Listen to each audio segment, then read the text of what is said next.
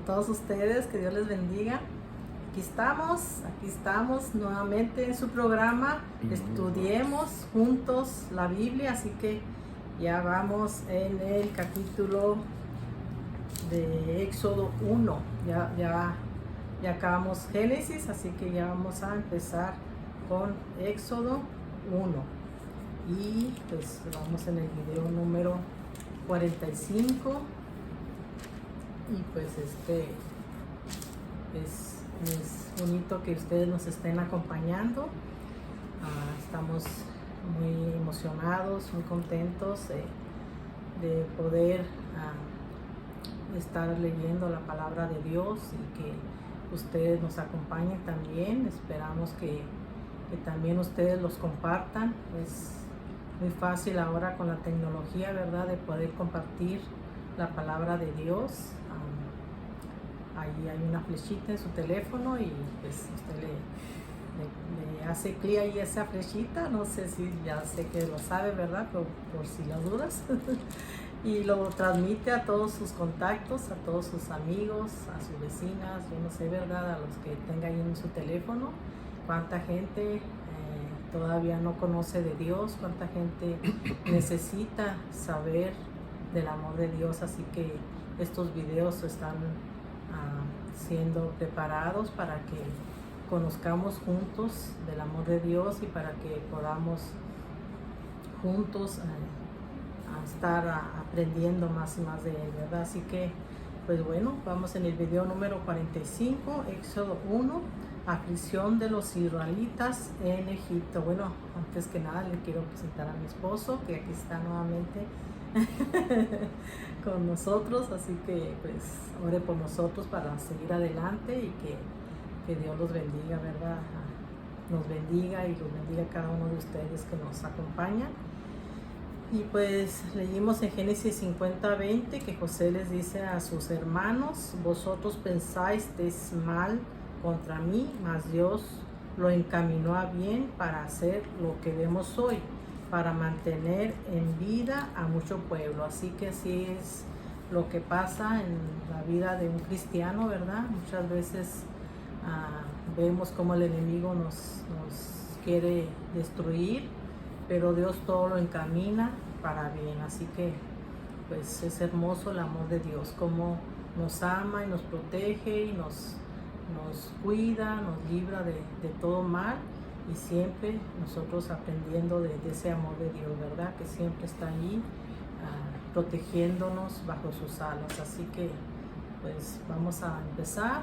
No sé si tengas algún comentario. ¿Empezamos? No, solo estaría bien empezar con un poco de esto. ¿Del Éxodo? Sí, ¿Qué dices hasta ahí? hay unas Biblias que son muy útiles a la hora de estar leyendo y teniendo nuestro estudio personal. Así es. Hay una Biblia que pues, tenemos aquí en casa, se llama Biblia Arcoíris, es una Biblia de estudio y tiene un pequeño resumen en cada libro, de todos, desde Génesis hasta el Apocalipsis.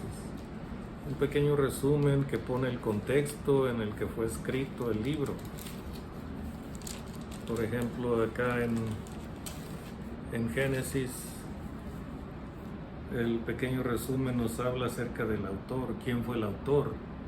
A estas alturas, ya cuando alguna persona tiene algún tiempo de estar en la iglesia, pues ya todos sabemos que los primeros 5 libros se le atribuyen a Moisés.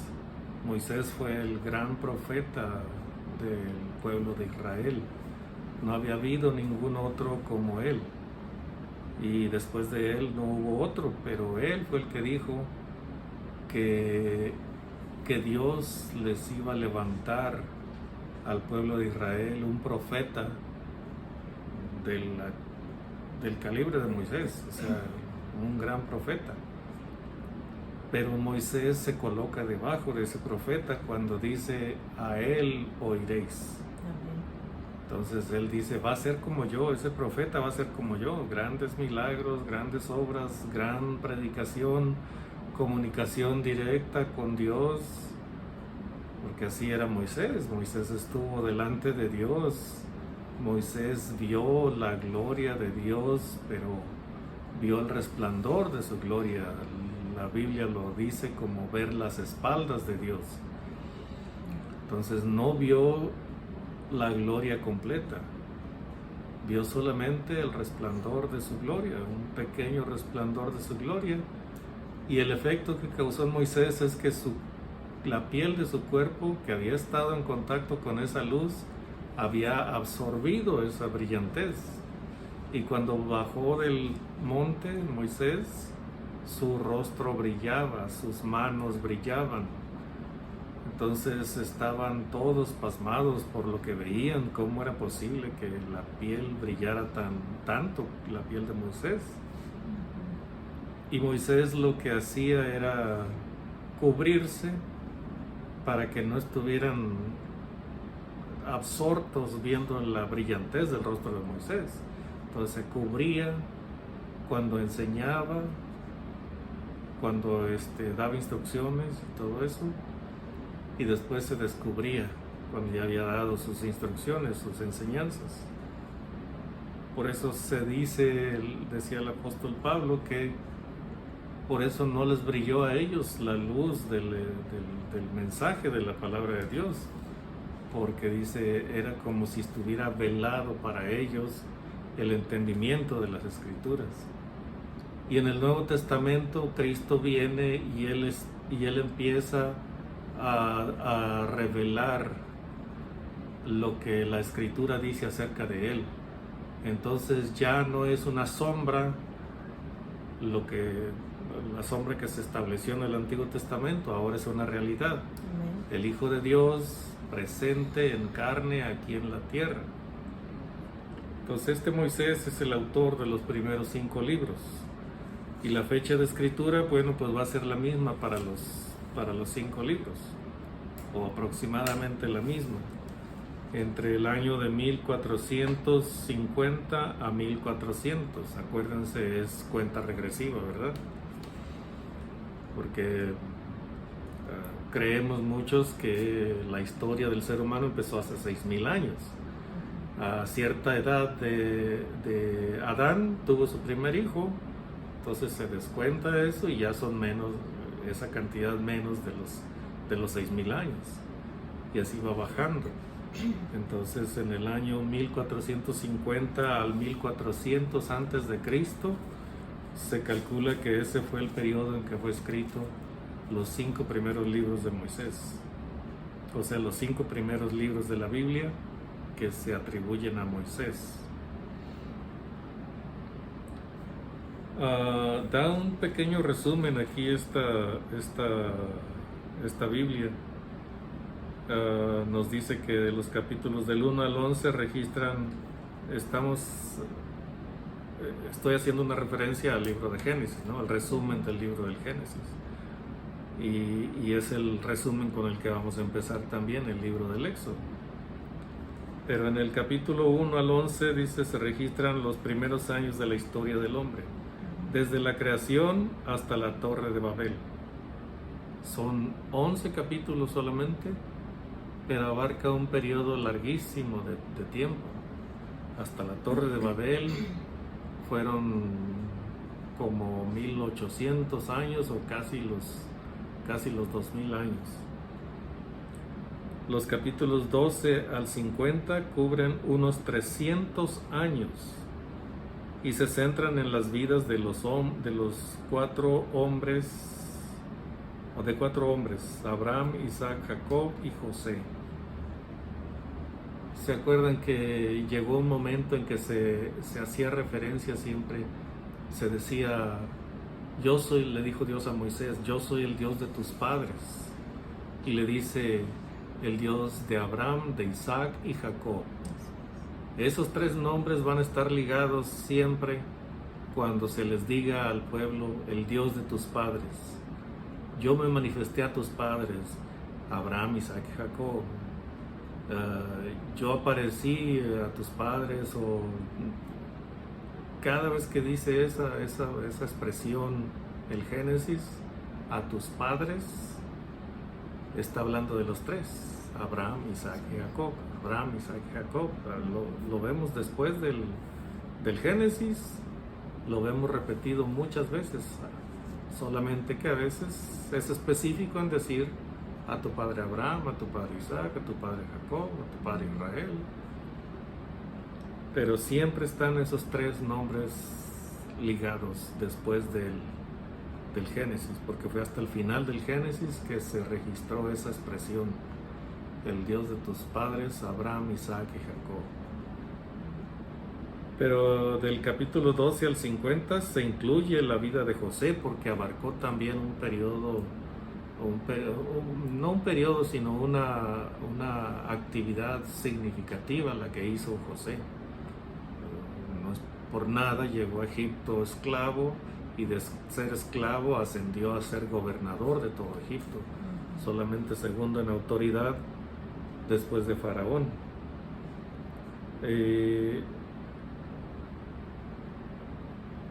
El libro de Génesis, dice, cubre más tiempo que los otros 65 libros de la Biblia combinados. O sea, abarca más tiempo. ¿Por qué? Porque abarca desde el año que empezó, desde el año desde el día que Dios creó a Adán y Eva, hasta la entrada, hasta la entrada del pueblo de Israel en Egipto. Entonces el periodo que abarca son 2000 años, más de 2000 años para entonces, cuando entra Jacob a Egipto. Son más de 2000 años. Y entonces se relata un espacio muy largo en 11 capítulos y un espacio más corto de solamente 300 años en el resto de los capítulos, del 12 al 50. Y también está aquí el significado de la palabra, del título del libro. La palabra Génesis significa principio u origen. Bereshit, la primera palabra en el texto hebreo, significa en el principio. Ahí es lo que ya les explicó mi señora, mi esposa. Bereshit, en el principio, significa que en ese momento Dios crea el tiempo para empezar a contar, porque el tiempo tiene valor para nosotros, pero no significa nada para Dios. Dios es eterno en la antigüedad, en el pasado, y es eterno hasta el futuro. El futuro no tiene límite. El pasado tampoco tiene límite, porque desde allá viene Dios y hasta el futuro va Dios. Él es el principio y el final, es el primero y el último, es el alfa y la omega. Entonces esa es la expresión que dice ahí, Bereshit, la primera palabra, Bereshit, que significa en el principio. Hay varias cosas, pero como ya vimos al libro del Génesis, vamos mejor a referirnos, a dejar hasta ahí este resumen que viene al principio del Génesis, y vamos a ir al resumen que va en el principio del Éxodo. Como les digo, hay Biblias de estudio muy útiles, y esta Biblia arcoíris es precisamente eso, una Biblia de estudio, y tiene, ¿cómo se dice?, apoyos muy útiles para su estudio personal. Entonces, al leer el resumen o al revisar un poco el resumen, entonces nos podemos ir en el libro viendo, esto es lo que dice el resumen, y sigues leyendo y esto es lo que está en el resumen. La fecha de escritura del Éxodo es la misma, 1450 a 1400 antes de Cristo. y el periodo que abarca aproximadamente son 431 años, desde la entrada de los israelitas a Egipto hasta que Dios los libera con Moisés. El título, la palabra Éxodo, significa salida o partida. Creo que ya lo sabíamos muchos, o lo hemos sabido muchos desde hace tiempo. Éxodo, salida o partida. Voy a leer un párrafo y luego mi esposa otro párrafo para nada más darles el trasfondo, ¿no?, de lo que incluye el libro de Éxodo. Éxodo, dice, es el segundo libro del Pentateuco. Pentateuco significa 5. Entonces, por eso se le dice Pentateuco, porque fueron los primeros 5 libros de la escritura hebrea y los primeros 5 libros adjudicados a Moisés, y junto con el resto de la escritura, en el antiguo Israel se le decía Tanakh a toda la escritura, pero a estos 5 libros se le decía, se refería a ellos como la Torá, que significa ley, porque eso fue lo que hizo Moisés, traer la ley para el pueblo de Israel. Moisés fue como el que estableció de parte de Dios la constitución política del pueblo de Israel, que en la mayor parte de los israelitas, de los judíos de hoy, aún quieren vivir sobre esa Torá, sobre la ley. Mantener sus tradiciones, mantener su ley, mantener su costumbre, porque le decía a una de mis hermanas, el judío siempre va a ser judío. Entonces, ha habido algunos judíos que han hecho un cambio trascendental, que han aceptado el cristianismo como una fe basada verdaderamente en lo que sabemos acerca de Jesucristo, una fe basada en la escritura del Antiguo y el Nuevo Testamento. Yo he escuchado a algunos judíos predicar y hablar con tanto fervor acerca de Jesucristo y no tienen ningún límite, como muchos otros judíos que dicen creer en el Mesías, pero no se pueden referir a él como Jesucristo, ni siquiera como Jesús. No, la tradición judía, hebrea, es tan fuerte porque viene de miles de años, que para ellos es imposible referirse a su Mesías, que es el Mesías nuestro también. Es imposible para ellos referirse a él como Jesús. No, tiene que ser Yeshua. Y no puede ser Cristo. No, tiene que ser Hamashiach.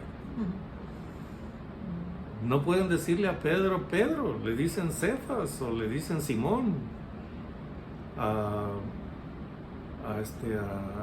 Juan le dicen Johanán. A Jacobo, pues bueno, Jacobo está más o menos, es el nombre de él, no hubo ninguna alteración. Pero a Pablo no le pueden decir Pablo, no, se refieren a él con su nombre hebreo, Shaul o Saulo. Y el término se me escapa, cuando se refieren al Nuevo Testamento, le dicen con un término hebreo, se refieren a él como un término hebreo, pero se me escapa el nombre, como no estoy tan interesado en aprender esas cosas, pues no me lo pude grabar. Y así, estos nuevos judíos que creen en la Torá, bueno, para ellos para ellos está bien, la tradición de ellos está bien. Eso es correcto. Pero no es la tradición de los cristianos gentiles del Nuevo Testamento. Entonces, nosotros nunca estuvimos atados a la ley de los judíos, a la ley hebrea. Nosotros nunca la conocimos. La empezamos a conocer con la venida de Jesucristo. Entonces, esa ley para nosotros no está vigente. Lo que la ley nos enseña a nosotros es a vernos tal como somos. Eso es todo.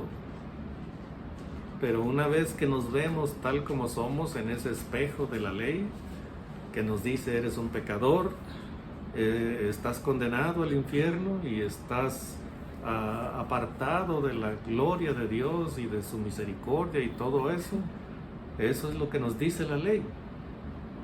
Cuando ya nos damos cuenta del lugar en el que nos encontramos, el lugar de crisis espiritual en el que nos encontramos, entonces viene la revelación. Pero puedes reconciliarte con Dios por medio del sacrificio y la sangre derramada de nuestro Señor Jesucristo. ¿Quieres escapar de la condenación del infierno? Reconcíliate con Dios a través de ese sacrificio. Qué contraste, ¿verdad? Que la sangre, un líquido que tiñe, que mancha cualquier cosa donde cae y difícilmente se puede borrar esa mancha, ese líquido tan intenso aplicado sobre nosotros nos deja tan blancos como la nieve, tan blancos como la lana limpia y blanca, blanca, blanca. Entonces, una vez que entendemos estas cosas, bueno, empieza una comunión con Dios, el Padre, a través de Jesucristo. Empieza esa comunión, esa comunicación. Incluso cuando uno hace de corazón esa confesión de fe, aún teniendo fallas, aún siendo infiel, Dios permanece fiel. Aún teniendo errores, teniendo pecado. Bueno, así se disfraza hoy, ¿verdad? No, tuviste un error. No fue un pecado. No, fue un error. No, esa clase de errores que tienen que ver con lo espiritual es un pecado, no un error. Un error nos llevó a cometer ese pecado, pero a fin de cuentas es un pecado. Pues a pesar de esas infidelidades a nuestro Dios, Él se mantiene fiel porque sabe que si no lo hace, nuestra esperanza se acaba, nuestra esperanza se agota. Entonces poco a poco van revelándose desde el Génesis hasta el Apocalipsis cómo es que Dios está trabajando con el ser humano. Aquí en este pequeño resumen se nos relata cuál es el trasfondo del libro del Éxodo.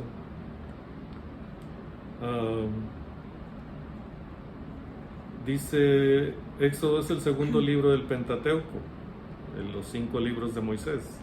Es una continuación de la historia en el libro de Génesis. Solo 70 descendientes de Jacob se trasladaron a Egipto. Pero recordemos, son 70 varones, no 70 descendientes nada más, no, 70 varones, cada uno con su familia. Es lo primero que dice el libro de Génesis. ¿Cuántos entraron a Egipto? Y luego dice, con sus familias. Entonces 70 varones fueron contados, varones ya adultos, que tenían su familia y que tenían, vinieron a formar una de las familias de cada tribu. Entonces siempre se dice, bueno, ¿de quién eres? Decían en aquel tiempo, ¿de quién eres? ¿De dónde? ¿Quién eres? ¿Cómo te llamas? Y decían, soy fulano, de la familia tal. de la tribu de José, de la tribu de Rubén, de la tribu de Judá, de Isaacar o de cualquier tribu. Pero era como decir el apellido, ¿no? Decían su nombre y decían de la familia tal, de la tribu tal. Entonces fueron 70 varones, pero cada uno con su familia.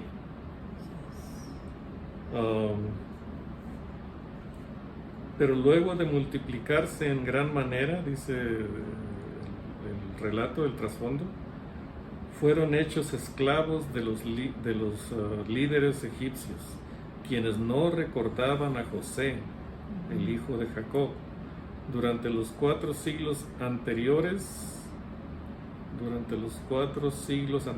y antes de iniciar el éxodo de Egipto, el pueblo había crecido hasta ser una nación de unos 3 millones de personas.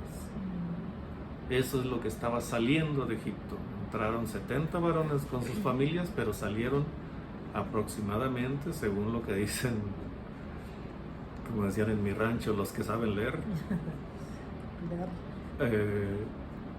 aproximadamente 70 millones de personas.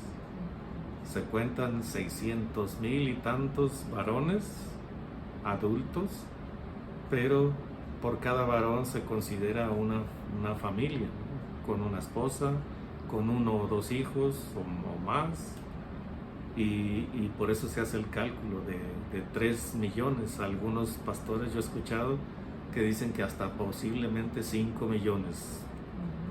Especulación pues siempre va a haber, ¿verdad? Pero mínimo eran unos 3 millones. Y ahora imagínense la cantidad de ganado que llevaban.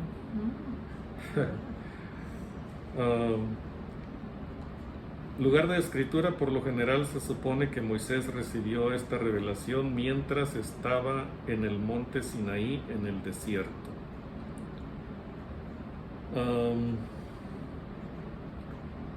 Bueno, no vamos a extendernos mucho porque, bueno, queremos por lo menos leer un poquito del relato, ¿no? del capítulo 1 de Éxodo. Así que no nos vamos a extender mucho en este bosquejo de lo que es el libro del Éxodo. Como les digo, hay Biblias muy útiles como esta. Incluso está marcada en colores, como lo pueden ver aquí. Y cada color hace referencia a un tema. De hecho, no sé si está aquí. Aquí está. No, esto no es.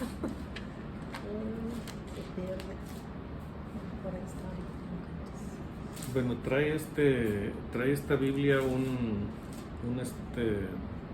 algo parecido a esto, un separador, pero tiene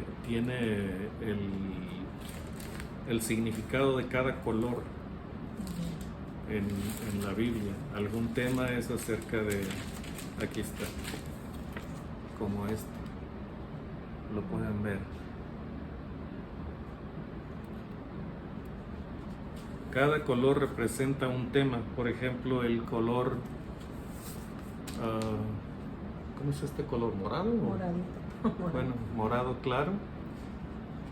El tema es acerca del Padre, acerca del Hijo, acerca de Dios en general, del Hijo, acerca de Jesucristo, del Espíritu Santo, acerca de la palabra de Dios, acerca del Salvador, del Señor, del Mesías, del gran yo soy, Cordero de Dios, Rey de Reyes, Alfa y Omega.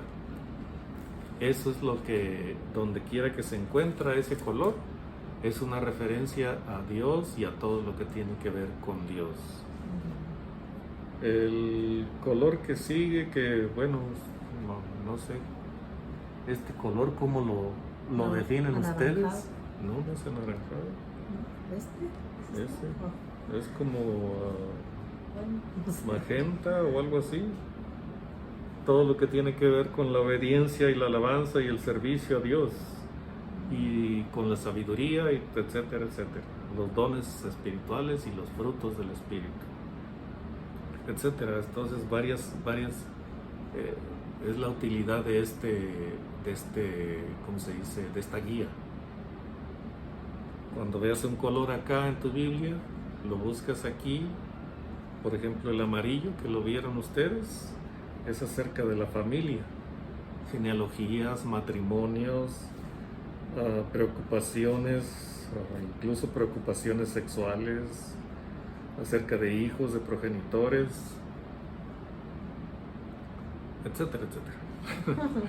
Como les digo, es la utilidad de estas Biblias más modernas que vienen diseñadas para facilitar el estudio de la Escritura.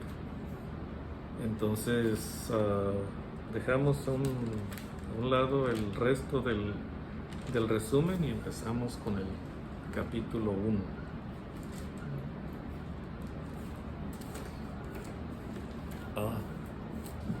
¿Sí oramos o no oramos?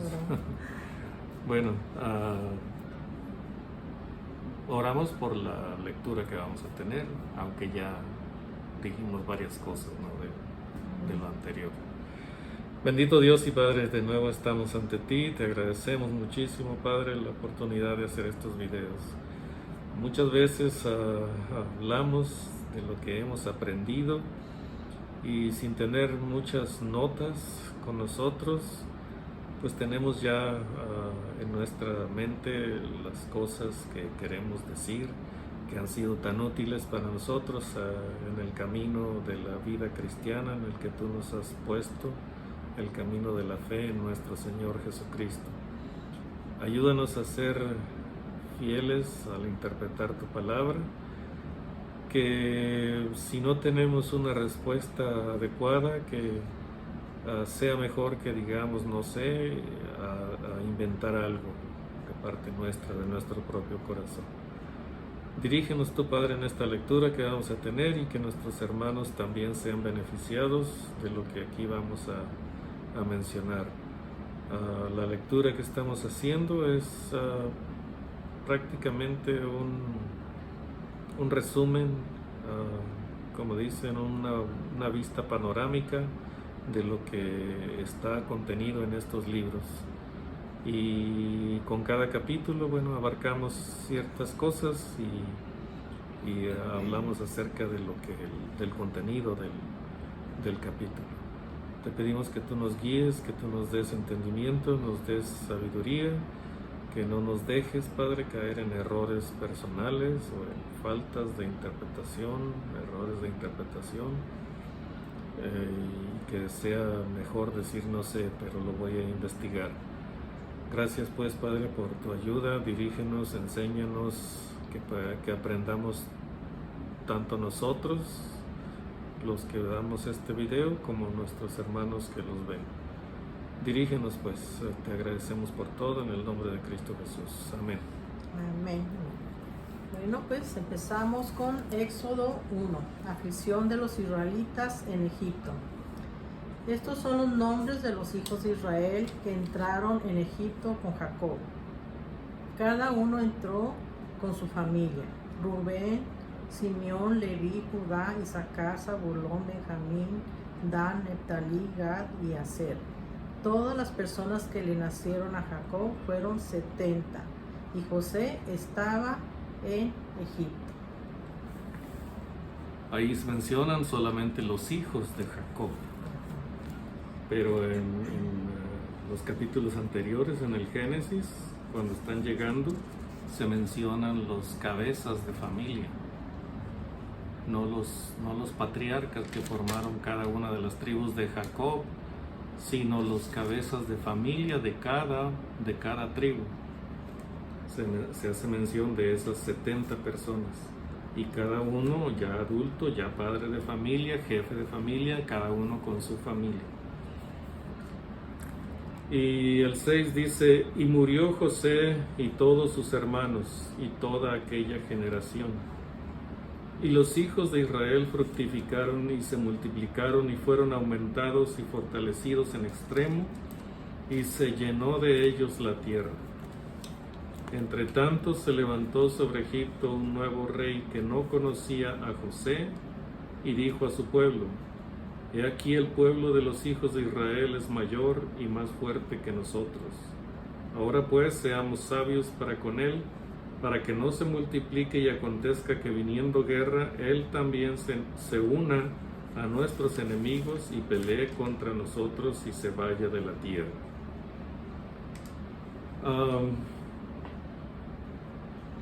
Aquí se nos está relatando, ¿no?, de cómo empezó a multiplicarse el pueblo, porque vivían en una tierra de abundancia, una tierra fértil, un lugar donde había, bueno, de todo lo que necesitaban para florecer. Se levantó un rey, dice, que no conocía a José.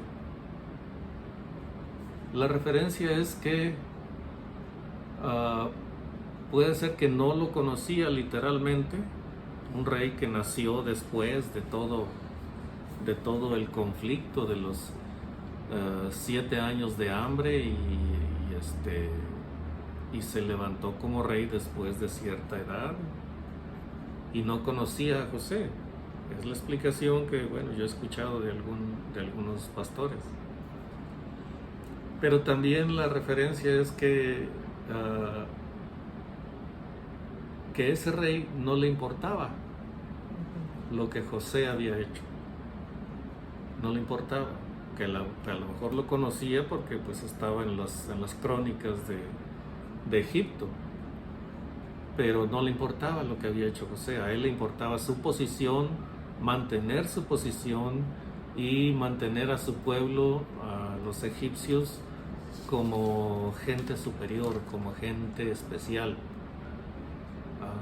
Igual que ocurre en muchos países hoy, ¿verdad? Se habla mucho de la supremacía blanca y se habla mucho de que hay gentes especiales en el mundo que han sido extremadamente prósperos y es porque son una raza superior. Entonces, en ese tiempo era lo mismo, o sea, es con lo mismo que el diablo ha estado atacando a la humanidad desde Adán y Eva. Exalta tu ego, siéntete superior, tienes que ser como Dios. Eso fue lo que le dijo a Eva: no moriréis, sino que sabe Dios que al comer del fruto seréis como Dios, sabiendo el bien y el mal. Y es curioso, ¿verdad?, que al fin de los tiempos, en este tiempo que nos ha tocado vivir, se va a levantar un hombre que va a querer ser adorado como Dios y va a llegar al extremo de sentarse en el trono de Dios allá en Jerusalén, en el templo reconstruido de Jerusalén, y ser adorado como si fuera Dios.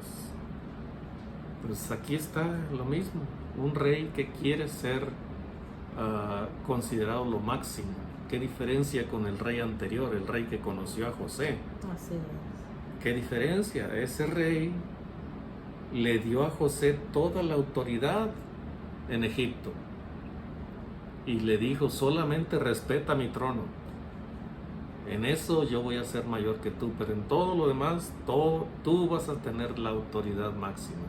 Sin ti no se va a mover ni un pie aquí en Egipto. Entonces, ese periodo que pasó entre la entrada del pueblo de Israel y la muerte de Jacob y la muerte de José y de los hermanos de José, unos 30 años, se levanta este otro rey que no conoce a José o que no le interesa lo que hizo José, sino le interesa su posición. Y entonces actúa y habla con sus... Hola, mijo. Habla con sus oficiales y les dice: vamos a ser sabios con este pueblo, mejor vamos a someterlos a ellos a esclavitud y que nos sirvan y que hagan todo por nosotros aquí en Egipto, y no que cuando venga guerra se unan a nuestros enemigos y nos acaben y se vayan de la tierra y se lleven todo lo que han generado aquí. Entonces empieza el proceso de esclavización del pueblo de Israel. Como les digo, fue un periodo aproximadamente de 30 años. porque lo que Dios le dijo a Abraham, dice, ten por cierto que tu descendencia va a ser esclava en tierra ajena. Y luego le dice a Jacob, ve a Egipto, dice, allá no temas, allá los voy a engrandecer, pero primero van a ser esclavos durante 400 años. O sea que la esclavitud fueron 400 años, pero estuvieron en Egipto 431 aproximadamente, como dice el resumen del libro. El 11. Bueno, yo tengo aquí unos versículos, lo que estabas hablando. En Salmo 83, 3, 4 dice, contra tu pueblo han consultado astuta y secretamente han entrado en consejo contra tus protegidos. Han dicho, venid y destruyámonos para que no sea nación y no haya más memoria del nombre de Israel. Era lo que estaban tramando, ¿verdad? Entonces también en Hechos 7, 19 dice... ¿Salmos fue eso? En Salmo 83, 3 al 4. Ese fue un canto escrito, sería David o sería alguno de los otros compositores que está relatando en un canto que escribieron lo que hicieron en Egipto con el pueblo de Israel. Y en Hechos 7, 19 dice, este rey, usando de astucia con nuestro pueblo, maltrató a nuestros padres a fin de que expusiesen a la muerte a sus niños para que no se propagasen. Es el relato de Esteban cuando fue arrestado por estar predicando el Evangelio de Jesucristo. Y entonces él pide silencio y empieza a relatar la historia desde el Génesis. Y empieza a hablar acerca del sufrimiento, ¿no?, de la esclavitud del pueblo de Israel en Egipto. Y cómo los expusieron a los niños varones nacidos, que los arrojaron al río. ¿Qué más? Pues aquí vemos también en Salmo 105, 24, cómo se multiplicó su pueblo en gran manera, dice, y lo hizo más fuerte que sus enemigos. Ahí lo vemos en Éxodo 1:9. Y bueno, vamos a leer Éxodo 11. Dice, entonces pusieron sobre ellos comisarios de tributos que los molestasen con sus cargas y edificaron para Faraón las ciudades de almacenaje, Pitón y Ramasés.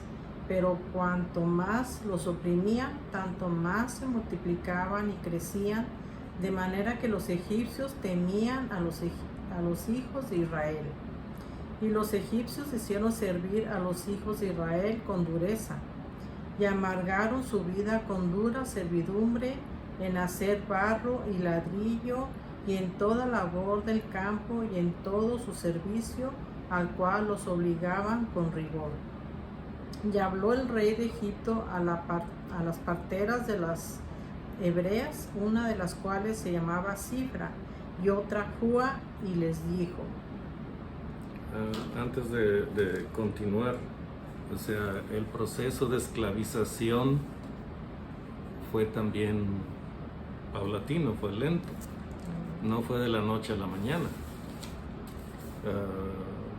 De la noche a la mañana les empezaron a imponer tributos, ¿no? Tenían que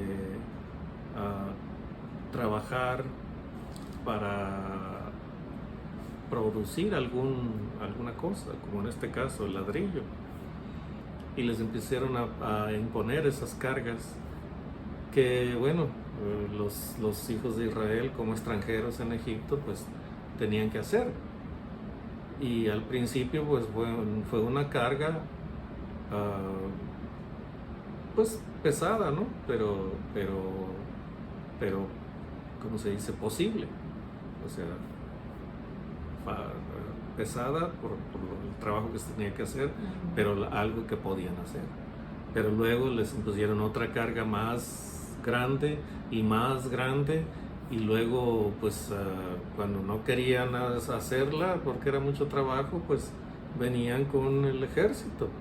De modo que el proceso de esclavización se prolongó por un poco de tiempo, pero terminó teniendo efecto, esclavizando a todo el pueblo de Israel. Como dice allí, dice en el 14, y amargaron su vida con dura servidumbre, en hacer barro y ladrillo, y en toda labor del campo, y en todo su servicio, al cual los obligaban con rigor. O sea, no era de si querían, no. Al principio, no era así, o sea, siempre fue, aunque no quisieran. Pero al principio lo pudieron hacer porque no era tan pesado. Pero con el tiempo, no sé, cuántos años serían, pero con el tiempo terminaron haciendo toda la labor de los egipcios. De modo que los egipcios solo estaban rascándose la panza, comiendo, bebiendo, disfrutando de la vida de tener miles de esclavos. Y nacía un hebreo y tenía que saber que iba a ser esclavo. En el 15, bueno, se habla de las mujeres, de las parteras, Cifra y Fua, y las instrucciones que les dio el rey. Cuando asistáis a las hebreas en sus partos, en el verso 16, y veáis el sexo, si es hijo, matadlo, y si es hija, entonces viva. Querían tener esclavas, eso no importaba, porque son más dóciles y más fáciles de someter. Pero los varones, bueno, se supone que les hierve la sangre más fácilmente, ¿no? Y se enardecen y se empiezan a rebelar y todo eso. Entonces, el plan era reducir la población de los hebreos, reducir la población de varones hebreos, para poder controlarlos y poder someterlos, o sea, poder mantenerlos como esclavos más tiempo. Pero las parteras temieron a Dios y no hicieron como les mandó el rey de Egipto, sino que preservaron la vida a los niños. Claro, el rey se indigna y les reclama. Y el rey de Egipto hizo llamar a las parteras y les dijo: ¿por qué habéis hecho esto? Que habéis preservado la vida a los niños. Y las parteras respondieron a Faraón: porque las mujeres hebreas no son como las egipcias, pues son robustas y dan a luz antes que la partera venga a ellas. Lo que están diciendo las parteras es que las egipcias se pasan más tiempo acicalándose, arreglándose, peinándose, pintándose, vistiéndose de ropas finas y gozando de los deleites que ofrece el gobierno egipcio a las egipcias. Entonces, por estar como que podemos ver todo eso, ¿verdad? Todavía en nuestro tiempo hoy. O sea, ¿cuántas mujeres? Gracias a Dios, mujer es guapa de por sí. Pues. No necesita de artificios. No, qué va. Pero muchas mujeres, o sea, invierten demasiado tiempo en su apariencia física. Y no solamente tiempo, sino invierten demasiado dinero en su apariencia física.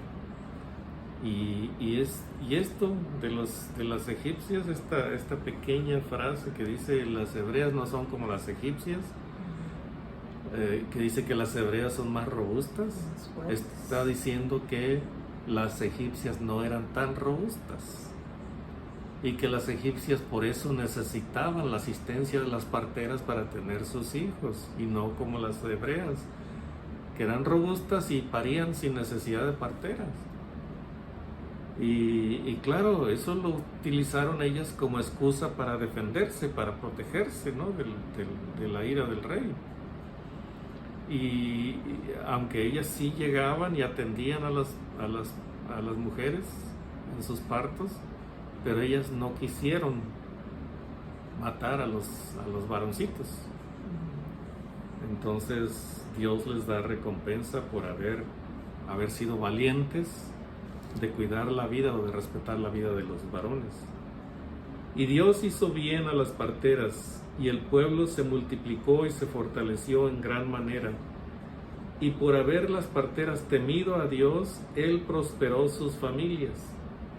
Entonces Faraón mandó a todo su pueblo diciendo: echad al río a todo hijo que nazca, y a toda hija preservad la vida. Entonces ya Faraón se desesperó y ya sacó toda la crueldad que había y el desprecio que sentía, la crueldad que había en él y el desprecio que sentía por los hebreos. Entonces ya dejémonos de farsas o dejémonos de hipocresías. No los queremos aquí que se multipliquen, así que cualquier varón que representa un peligro para la nación, arrójenlo al río, alimenten a los cocodrilos y preserven la vida de las mujercitas. De ese modo ya Faraón pensaba que iba a poder subyugar al pueblo de Israel para siempre.